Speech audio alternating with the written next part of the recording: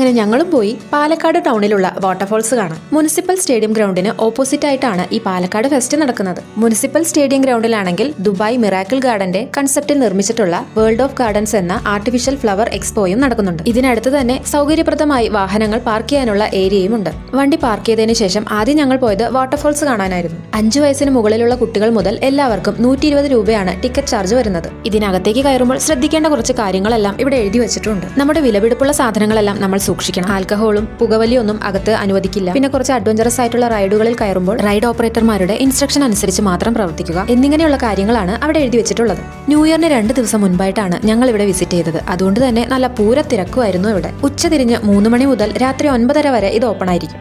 Ticket എടുത്ത് ഇതിനകത്ത് കയറുമ്പോൾ നമ്മൾ ആദ്യം കാണുന്നത് ഒരു ഗാർഡൻ കൺസെപ്റ്റിൽ സെറ്റ് ചെയ്തിട്ടുള്ള പൂക്കളും ഇലകളും മൂവ് ചെയ്തുകൊണ്ടിരിക്കുന്ന ഇൻസെക്റ്റുകളുമാണ്. നല്ല ലൈറ്റിങ്ങും ബാക്ക്ഗ്രൗണ്ടിൽ മ്യൂസിക് എല്ലാം വെച്ച് നല്ല അട്രാക്റ്റീവായ രീതിയിൽ തന്നെ അത് പ്രസന്റ് ചെയ്തിട്ടുണ്ട്.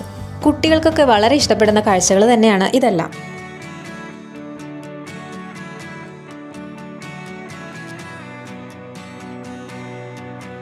പിന്നെ പൂക്കൾ കൊണ്ടൊക്കെ അറേഞ്ച് ചെയ്ത് വെച്ചിട്ടുള്ള ഈ വഴിയിലൂടെ നടന്ന് നമ്മൾ നേരെ എത്തുന്നത് വാട്ടർഫോൾസിനടുത്തേക്കാണ്. നല്ല തിരക്ക് കാരണം പതുക്കെ മാത്രമേ ഞങ്ങൾക്ക് മൂവ് ചെയ്യാൻ പറ്റുണ്ടായിരുന്നുള്ളൂ. നല്ല സൗണ്ടിൽ പാട്ടൊക്കെ വെച്ച് നല്ല വൈബ് അറ്റ്മോസ്ഫിയർ ആയിരുന്നു അവിടെ. ഇതിനകത്ത് തിരക്ക് കൺട്രോൾ ചെയ്യാനായിട്ട് പോലീസുകാരും ഉണ്ടായിരുന്നു. കുട്ടികൾക്കൊക്കെ വളരെ സേഫായിട്ട് തന്നെ കയറി കുളിക്കാൻ പറ്റുന്ന ഒരു വാട്ടർഫോൾസ് ആയതുകൊണ്ട് ഒരുപാട് കുട്ടികൾ ആ വാട്ടർഫോൾസിൽ നിന്ന് കുളിക്കുന്നുണ്ടായിരുന്നു.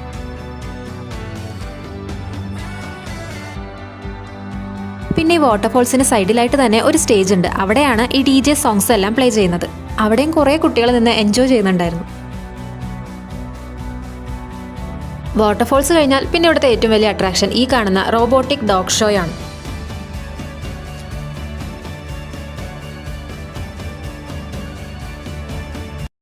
പിന്നെ നയാഗ്ര വാട്ടർഫോൾസിന്റെ ഒരു ചെറിയ സെറ്റപ്പും ഇവിടെ ഉണ്ടാക്കിയിട്ടുണ്ട്. വാട്ടർഫോൾസ് എല്ലാം കണ്ടതിന് ശേഷം പിന്നെ നേരെ എത്തിയത് ഇതുപോലെ റൈഡുകളുള്ള ഭാഗത്തേക്കാണ്. പിന്നെ ഗോസ്റ്റ് ഹൗസിലേക്ക് ഒന്ന് കയറി നോക്കി. വളരെ ചെറിയ കുട്ടികളെ പേടിപ്പിക്കാനുള്ള ഒരു സെറ്റപ്പാണ് അതിനകത്തുണ്ടായിരുന്നത്. ഇതിനകത്തേക്ക് കയറാൻ ഒരാൾക്ക് 80 രൂപയാണ് വാങ്ങുന്നത്. പിന്നെ ഈ ഫെസ്റ്റിലുള്ള ഓരോ റൈഡുകളിൽ കയറാനും നമ്മൾ സെപ്പറേറ്റ് ആയിട്ട് തന്നെ പേയ്മെന്റും ചെയ്യേണ്ടതുണ്ട്. പിന്നെ റൈഡുകൾ മാത്രമല്ല കേട്ടോ, ഇതിനകത്ത് ഒരുപാട് സ്റ്റോളുകളും അതുപോലെ ഫുഡ് കോർട്ടുകളും എല്ലാം ഉണ്ട്. അത് കണ്ടതിന് ശേഷം ഞങ്ങൾ നേരെ എത്തിയത് ഫ്ലവർ എക്സ്പോ കാണാനായിരുന്നു. അവിടുത്തെ അത്ര തിരക്കൊന്നും ഇവിടെ ഇല്ല. ഇവിടെ ഒരാൾക്ക് 150 രൂപയാണ് ടിക്കറ്റ് ചാർജ് ആയിട്ട് വരുന്നത്.